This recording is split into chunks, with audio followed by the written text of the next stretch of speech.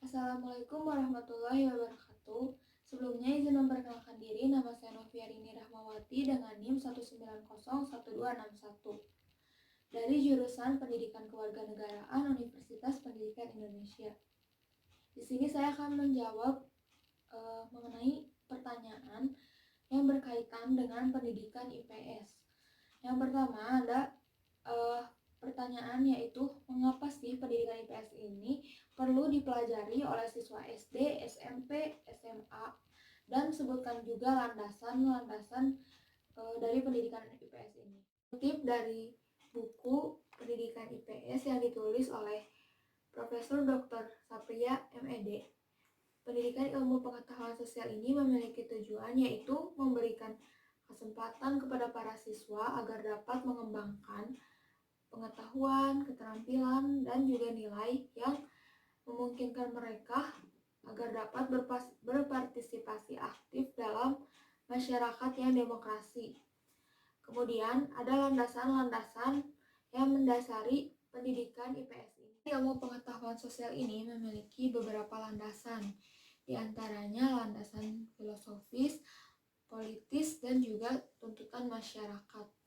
Yang pertama saya akan menjelaskan mengenai landasan filosofis.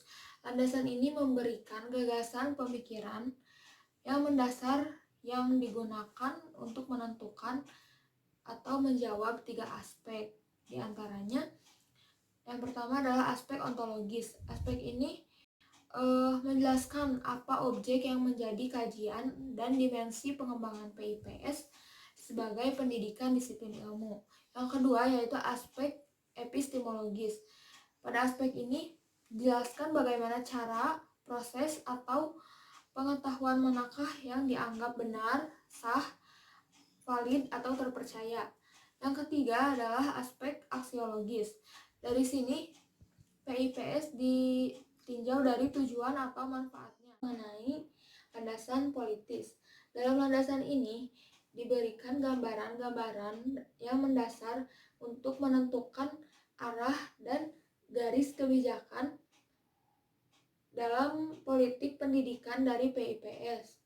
Nah, peran pemerintah dalam landasan ini sangat besar sehingga pendidikan tidak mungkin steril dari adanya campur tangan pemerintah atau unsur birokrasi. Saya akan menjelaskan mengenai tuntutan masyarakat.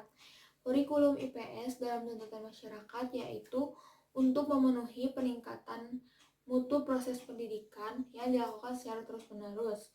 Kemudian, untuk memenuhi perkembangan tuntutan masyarakat terhadap pendidikan.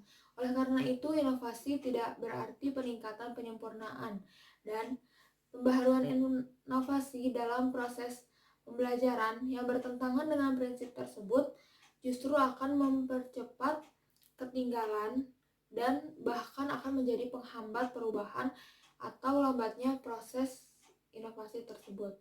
Sekian yang dapat saya sampaikan. Mohon maaf bila ada kesalahan. Saya pamit undur diri. Wassalamualaikum warahmatullahi wabarakatuh.